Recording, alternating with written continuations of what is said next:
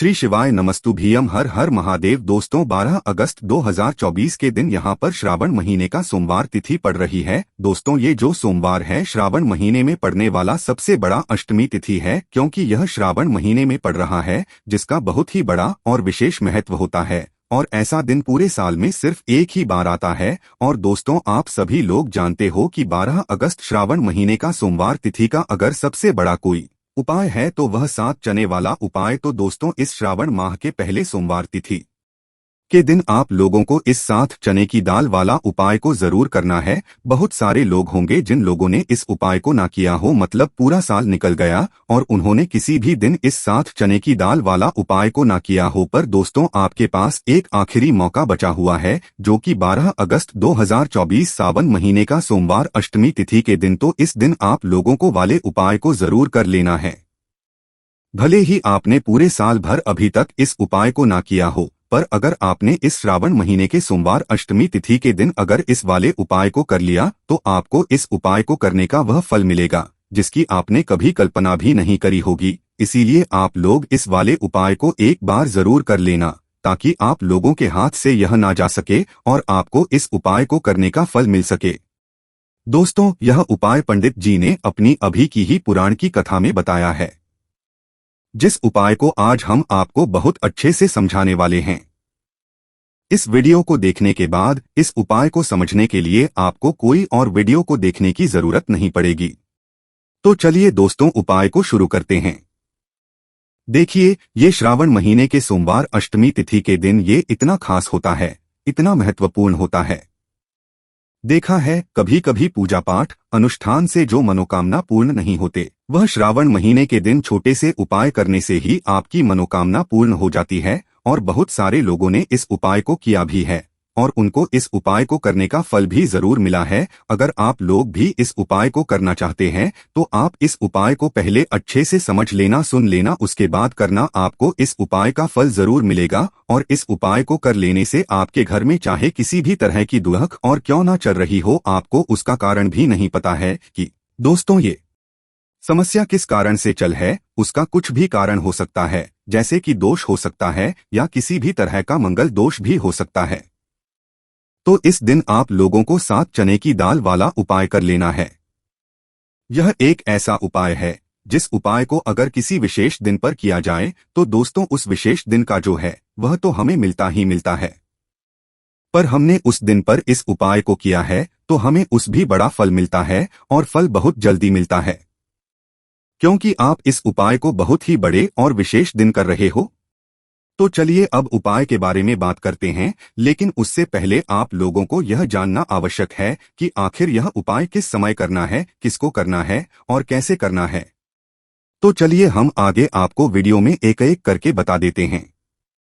लेकिन उससे पहले अगर आप लोग हमारे चैनल पर नए हैं तो हमारे चैनल को सब्सक्राइब कर लेना और इस वीडियो को लाइक करके कमेंट बॉक्स में श्री शिवाय नमस्तुभ्यम एयूएन नमः शिवाय जरूर टाइप कर देना। तो दोस्तों इस 7 चने की दाल वाला उपाय को हमें इस सोमवार अष्टमी तिथि के दिन कैसे करना है, किसको करना है, किस समय करना है और कहाँ पर करना है, ये सारे सवालों के जवाब आपको इस वीडियो में मिल जाएंगे।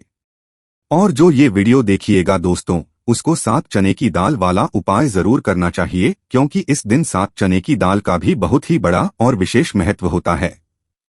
और जब बात आ जाए 7 चने की दाल वाला उपाय की तो यह सोने पे सुहागा वाली बात हो जाती है। यह एक बहुत ही बड़ा उपाय हो जाता है इस श्रावण सोमवार अष्टमी तिथि का। तो अब दोस्तों इस 7 चने की दाल वाला उपाय को आखिर करना किसको है, सबसे पहले हम लोग वह बात जान लेते हैं। तो देखो घर की जो बड़ी माताएं बहनें होती हैं, उन माताओं बहनों में से कोई भी एक बड़ी माता बहन इस वाले उपाय को कर सकती है। और दोस्तों अगर आप चाहे तो अपने घर में से सभी सदस्यों को इस उपाय को करवा सकते हैं। अगर किसी व्यक्ति की खुद की कोई मनोकामना है, खुद की कोई दुख और है जो कि वह अपने लिए ही करना चाहता है, इस वाले उपाय को तो वह खुद अपने लिए भी कर सकता है। बाकी अगर कोई घर में से ऐसा है जो कि अपने पूरे घर परिवार की सुख और शांति के लिए यह वाला उपाय करना चाहता है तो दोस्तों वह भी कर सकता है, उसमें भी कोई दिक्कत वाली बात नहीं है। कहने का मतलब यह है कि इस उपाय को हर एक सदस्य भी कर सकता है। और पूरे घर परिवार के सदस्य के लिए घर की बड़ी माता बहनों में से कोई एक माता बहन भी कर सकती है।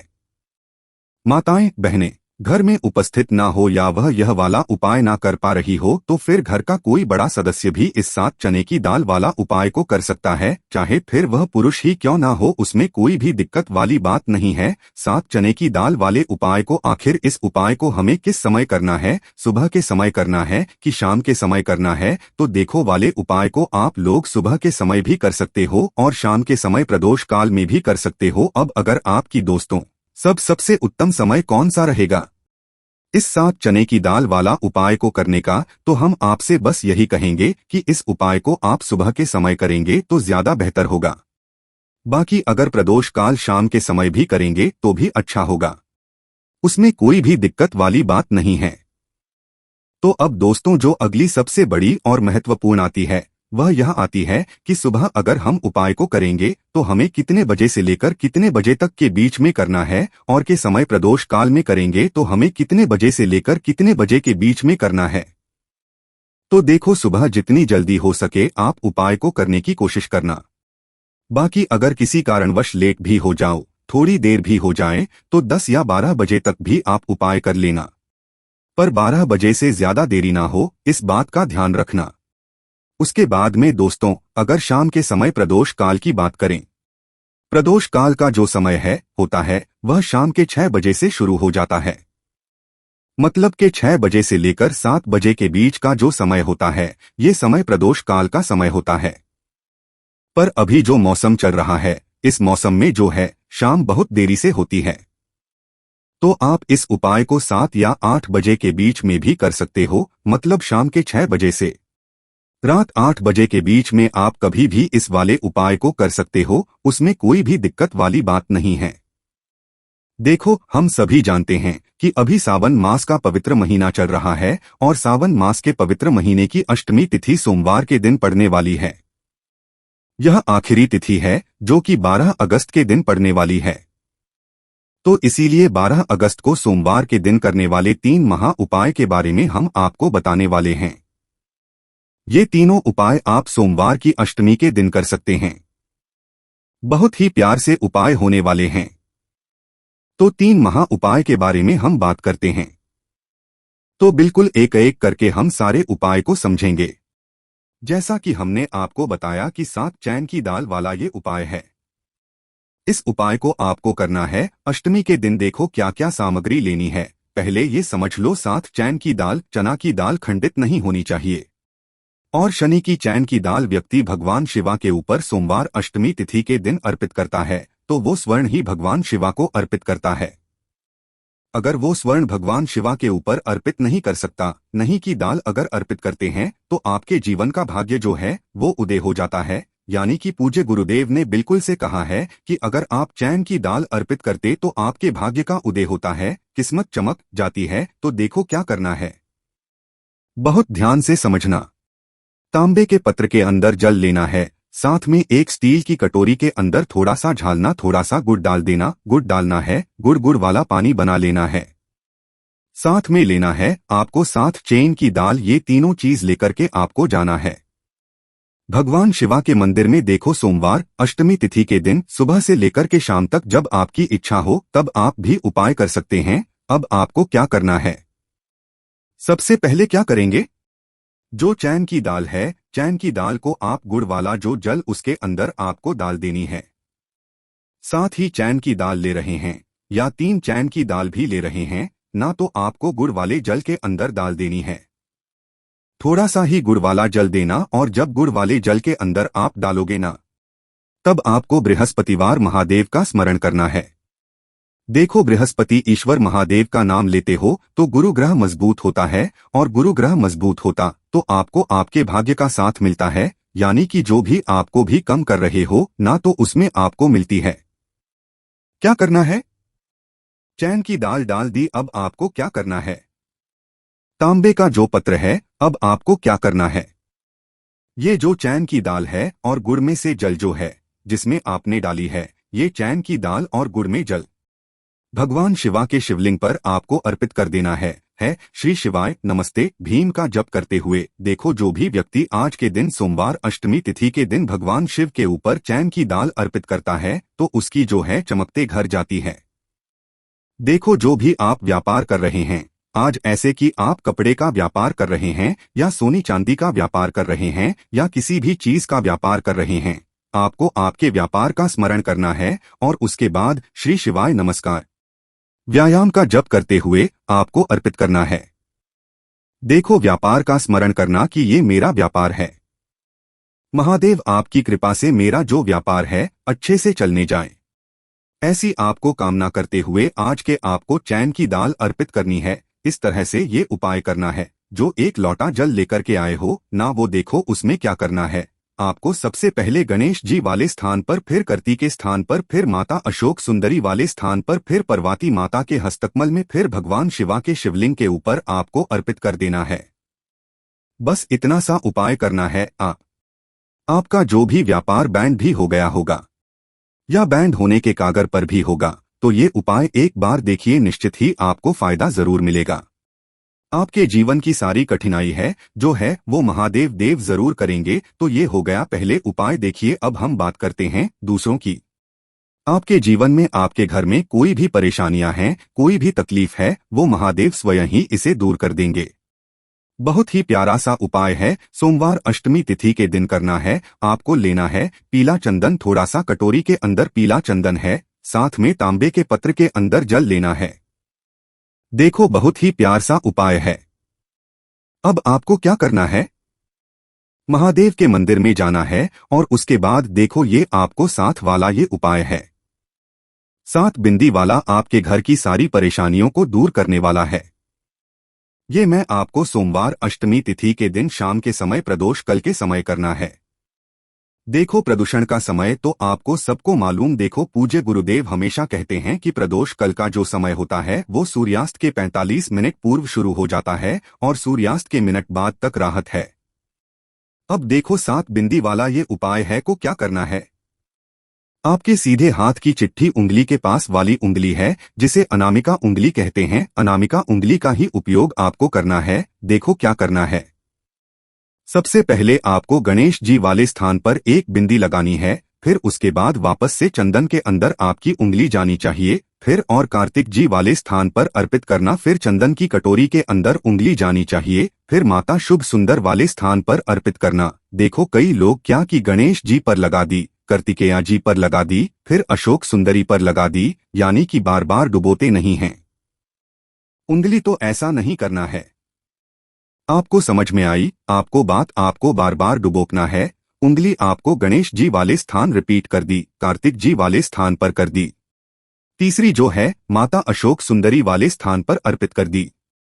देखिए चौथी जो है वो पार्वती माता के हस्तकमल के वहां पर करनी है। पांचवी जो है वो आपको जलधारी के बिल्कुल में आपको अर्पित करना है। फिर के बाद भगवान शिवा के शिवलिंग के पीछे तरफ आपको ये कोनी में अर्पित करनी है। जो जैसे जलधारी की कोनी में अर्पित करिए, इसका विपरीत जो शिवलिंग के पीछे ये रहा वहीं पर कोनी पर अर्पित करनी है।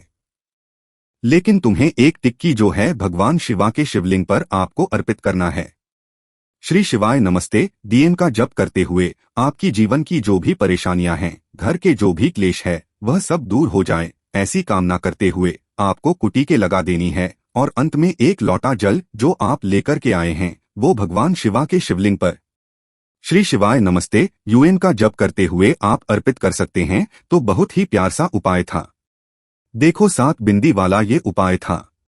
तो इस तरह से आपके उपाय कर सकते हैं और आपके जीवन की सारी परेशानियां घर के सारे के लिए जो है वो दूर हो जाएंगे। घर में खुशी आएगी और आपके भाग्य का उदय होगा। हमने 2 उपाय के बारे में बात कर ली। अब हम बात करते हैं तीसरी उपाय की। इस उपाय के लिए आपको मंत्र 1 बेलपात्र लेना है। बेलपत्र ले लिया, साथ में लेना है आपको पीला चंदन और उसके साथ में लेना है तांबे के पत्र, अंदर जल। ये तीनों चीज लेकर के भगवान शिवा के मंदिर में आपको जाना है। आगे आपको बात समझ में। अब इस उपाय को समझना। ये जो बेलपत्र है, ये बेलपत्र आपकी जो भी इच्छा है वो बोल करके मां अशोक सुंदरी के स्थान पर आपको टच करना है, रखना नहीं है, टच करवाना है। टच कैसे कराओगे? डंडे का जो हिस्सा होगा वो की तरफ होगा और पेट का हिस्सा महादेव की तरफ होगा। टच करके वापस से उठा लेना और उसके बाद जो पीला चंदन लेकर के आए हो ना, पीली चंदन की टिकी आपको ये जो तीनों पत्तियों के बीच में जो दांडी यहाँ पर आपको पीले चंदन की टिकी जो है आपको लगा देनी है। आपकी जो भी मनोकामना है वो बोलकर ये गई आपको बात समझ में। और उसके बाद ये जो बेलपत्र है महादेव के शिवलिंग के ऊपर अर्पित करना है। डंडे का हिसाब जलधारी की तरफ होना चाहिए। देखो आपकी जो भी मनोकामना है, विशेष मनोकामना, वो आपको बोलना है। इस सोमवार अष्टमी तिथि के पर देखो जब आप अशोक सुंदरी वाले स्थान पर रखोगे तब भी मनोकामना बोल करके उठाना, फिर उसके बाद भगवान शिवा के शिवलिंग पर आपको चंदन लगा करके अर्पित कर देना है। तब भी आपको जल जो है आपको इस बेलपत्र के ऊपर आपकी जो भी कामना है वो बोल करके श्री शिवाय नमस्तवाम का जप करते हुए ये अर्पित कर देना है। जो भी व्यक्ति सोमवार के अष्टमी तिथि पर पीला चंदन भगवान शिवा के शिवलिंग पर इस तरह से अर्पित करता है तो उसके भाग्य का उदय होने लगता है। तो ये उपाय भी आप कर सकते हैं। जैसे पितृदोष हो सकता, कालसर्प दोष हो सकता है, या किसी भी तरह का मंगल दोष भी हो सकता है, और भी बहुत तरह के दोष होते हैं, कुछ भी हो सकता है, पर आपको इस उपाय को करने के लिए अपने दोष को पता लगाए भी जरूरत नहीं है। आपके घर में किस कारण से इतनी दुख और परेशानी आ रही है वह भी आपको पता लगाने की जरूरत नहीं है। बस सोमवार अष्टमी के दिन इस उपाय को कर लेना, क्योंकि इसी एकमात्र उपाय को करने से आपके पूरे घर परिवार में सुख और शांति हो जाएगी। आपके घर में 6 काम होने लगेंगे। आपकी जो भी मनोकामना होगी वह भी धीरे धीरे करके पूर्ण होना शुरू हो जाएंगी। अब हम समझते हैं इस एक लाल और एक सफेद फूल वाले उपाय को आपको करना कैसे है, किसको करना है, किस समय करना है और कैसे करना है। देखो उपाय बिल्कुल आसान है, बस समझने वाली बात है, ध्यान से समझिए। उसके बाद ही आप लोग जो है इस उपाय को जरूर कीजिएगा। सबसे पहली चीज हम लोग ये समझते हैं कि इस एक लाल फूल और एक सफेद फूल वाले उपाय को इस आने वाली सोमवार अष्टमी के दिन किसको करना। तो देखिए इस उपाय को घर के सभी सदस्यों को करने की बिल्कुल भी जरूरत नहीं है। घर में से कोई एक मुख्य बड़ा सदस्य ही इस उपाय को करेगा तो उस घर परिवार के सभी सदस्यों को इस उपाय को करने का फल मिल जाएगा। पर वो बड़ा सदस्य कौन होगा, कौन मानव इस उपाय को करेगा? तो यहाँ पर देखिए हम आपको बता दें, घर की जो बड़ी माताएं बहनें होंगी, घर की बड़ी माताओं बहनों में से कोई भी एक माता बहन इस वाले उपाय को कर सकती है। अपने पूरे घर परिवार के लिए घर में सभी सदस्यों को इस उपाय को की जरूरत नहीं है। मात्र घर की जो बड़ी माताएं बहनें हैं उनमें से कोई भी एक माता बहन इस वाले उपाय को करेगी तो उसके घर परिवार के पूरे सदस्यों को इस उपाय का फल मिलेगा।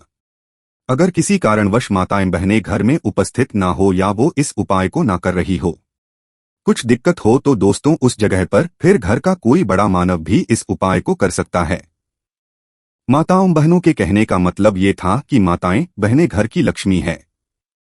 जब घर की लक्ष्मी कोई उपाय करती है तो निश्चित ही भगवान शिवजी बहुत जल्दी प्रसन्न होते हैं और उपाय का फल में बहुत जल्दी और बहुत बड़ा करके भी यहाँ पर देते हैं।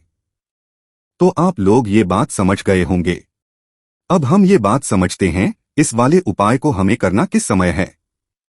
एक लाल फूल और एक सफेद फूल वाले उपाय को हमें सोमवार के दिन करना किस समय है।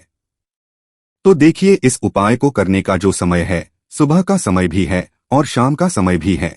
अब देखिए यहाँ पर हम मुख्य रूप से सुबह का समय नहीं, क्योंकि देखिए ये जो काल अष्टमी तिथि है और आप सभी लोग जानते हैं अष्टमी के का प्रदोष काल का मतलब शाम का जो समय होता, इस दिन भगवान शिवजी का सबसे प्रिय दिन होता है। तो आप लोग इस एक लाल फूल एक सफेद फूल वाले उपाय को सुबह के समय भी कर सकते हो और शाम के समय प्रदोष काल में भी कर सकते हो। सुबह के समय अगर कर रहे हो तो 10 या फिर 11 बजे तक भी अगर उपाय करोगे तो भी आपको उपाय का फल मिलेगा। वही अगर कर रहे हो तो इस दिन जरूर शाम के समय का ध्यान रखना कि शाम के 6 बजे से लेकर 7 बजे के बीच में अगर आप इस उपाय को कर सकते हो तो बिल्कुल कर लेना, पूरी कोशिश करना। पर अगर किसी कारणवश इस समय के बीच में ना कर पाओ तो रात 8 बजे तक भी अगर आप उपाय को करोगे तो आपको उपाय का फल जरूर मिलेगा। ये बात आपको समझ आ गई कि आप इस उपाय को सुबह और शाम दोनों समय कर सकते हो।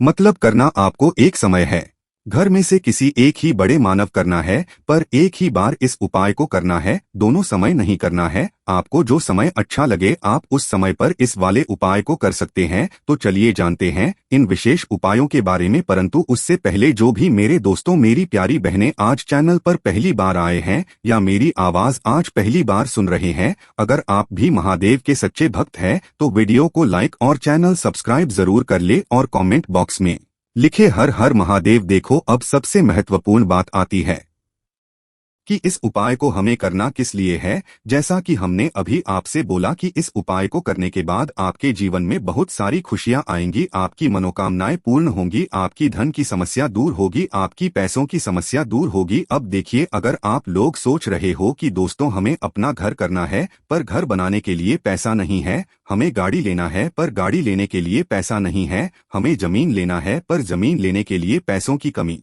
पड़ी DDH रही है, अगर ऐसी ही दिक्कत परेशानी या किसी भी तरह की धन से जुड़ी हुई समस्या या पैसों से जुड़ी हुई समस्या अगर आपके जीवन में चल रही है तो यह उपाय निश्चित ही आपके जीवन में बहुत सारे फल लाकर दे सकता है। इसीलिए अगर आपके घर में बहुत ज्यादा समस्या परेशानी चल रही है, धन से जुड़ी हुई, पैसों से जुड़ी हुई, धन की बहुत ज्यादा कमी आ रही है, पैसों की बिल नहीं हो रही है, तो दोस्तों आप लोगों को इस वाले उपाय को जरूर करना चाहिए।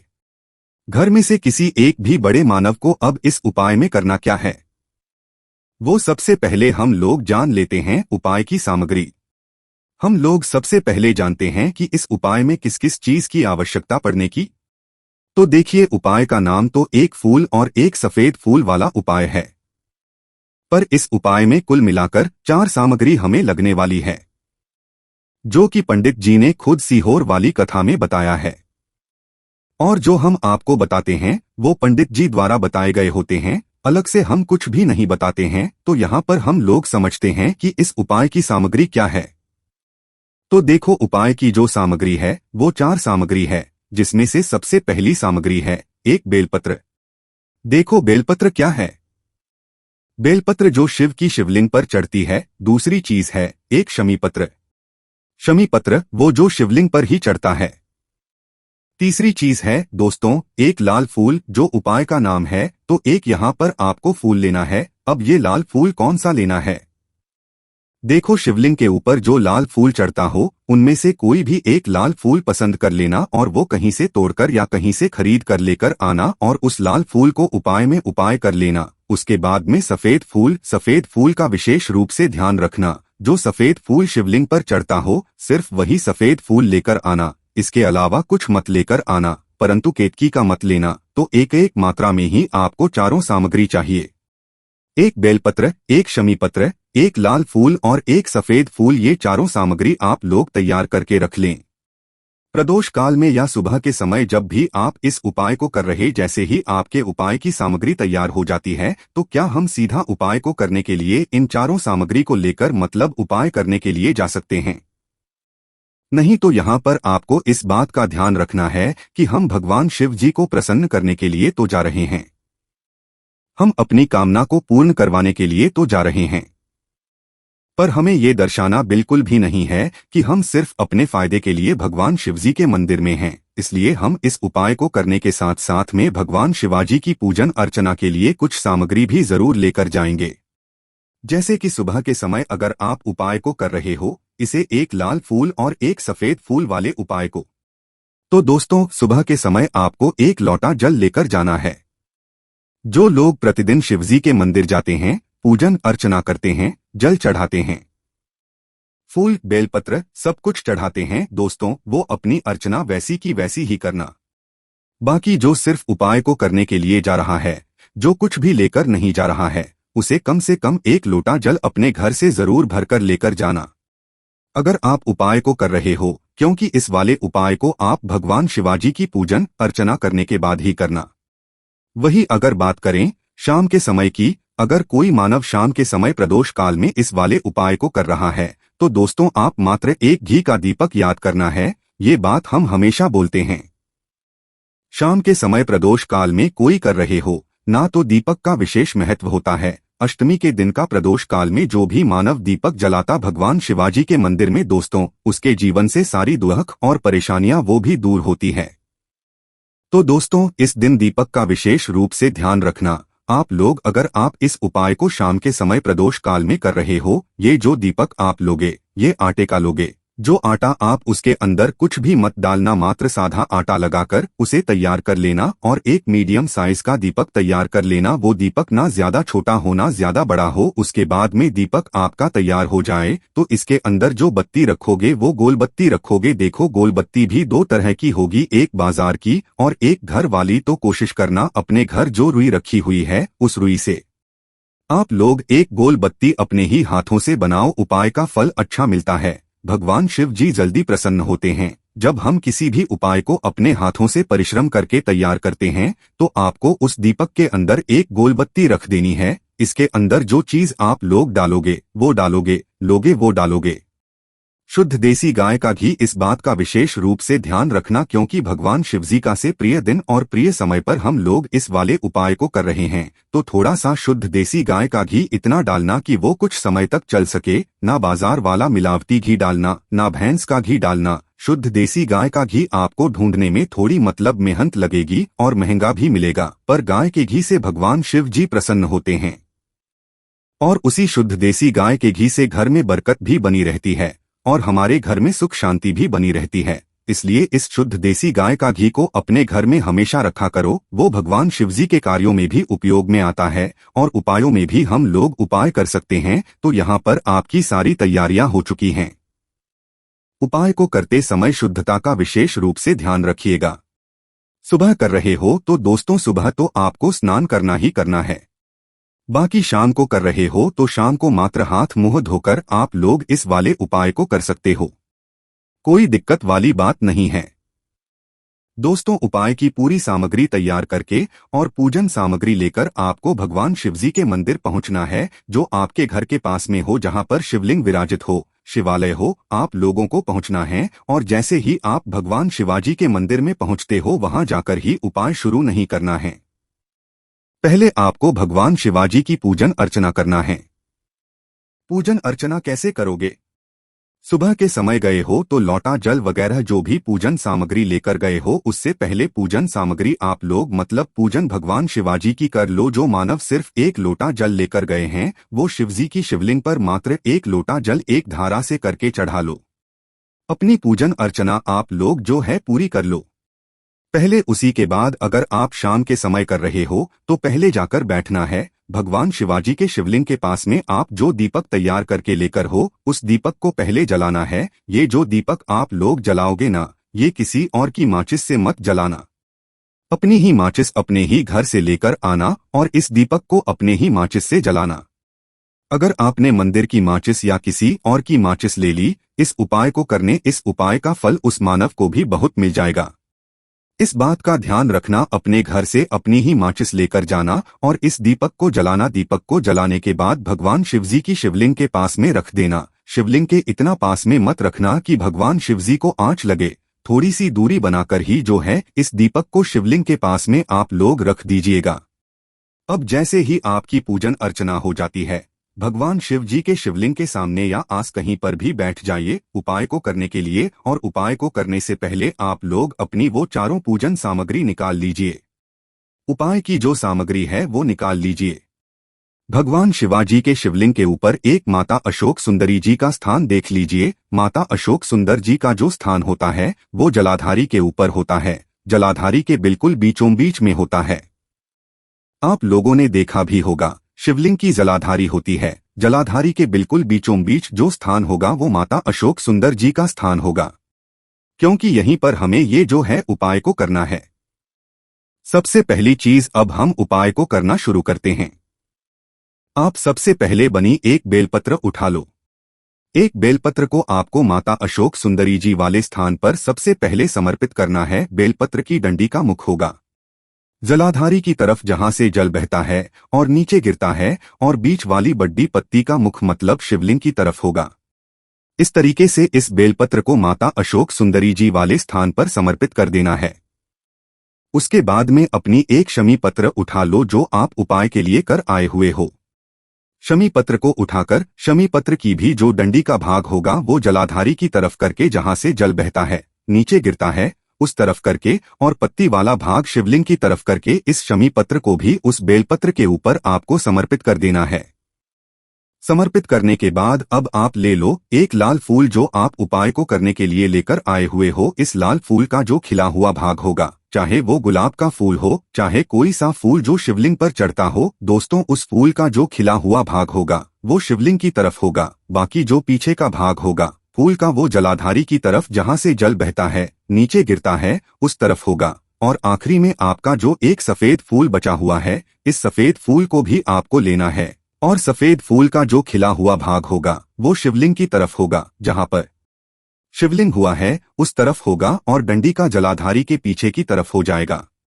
मतलब जो जहां से जल बहता है और नीचे गिरता है। जब आप लोग एक बेलपत्र, एक शमी पत्र और एक लाल फूल, एक सफेद फूल चढ़ा रहे हो तो उस समय आप लोगों को कंटा भगवान या कंटा चाकरा का नाम लेते हुए ही जो है इस उपाय को करना है और भगवान शिवाजी और नारायण जी का स्मरण करते हुए ही इस उपाय को आपको करना है। तो जब भी आप एक बेलपत्र, एक शमी पत्र, एक कर एक कमी हो रही है, जो भी दुख और समस्या परेशानी चल रही हो, आपको अपनी वह दुख और परेशानी जो है भगवान शिव जी से उपाय को पूरा करने के बाद वहीं पर पास में बैठकर बोल देना है।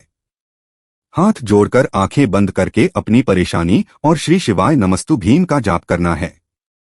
तो टिप्स के माध्यम से बताएंगे कि अमर बैल अगर आपने खा ली तो समझो आप सामने वाले की आवाजें निकालें। दोनों पार्टनर पसीने में हो सकते हैं। दोस्तों इसमें बहुत चमत्कारी गुण पाए जाते हैं। कई तरह की विभिन्न तरह के ये बीमारी को ठीक करने का काम करते हैं और अगर अध्यात्म की दृष्टि से देखा जाए तब भी यह बहुत सारे हमें चमत्कारिक लाभ प्रदान करते हैं।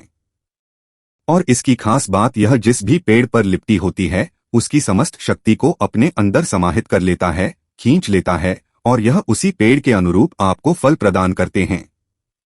अमर बेल खेतों में बहुत आसानी से देखने को मिल जाते हैं। इसकी पतली तली निकली होती हैं। वैसे अगर आप ग्रामीण इलाकों में हैं, ग्रामीण इलाकों से हमारी वीडियो को देख रहे हैं तो इसके बारे में आप सभी दर्शकों को जरूर पता होगा। ये कहीं भी बहुत आसानी से आपको देखने को मिल जाती है। तो चलिए आज मैं आप लोगों को वीडियो के क्रम में अमरबेल के बारे में ही कुछ विशेष रूप से जानकारी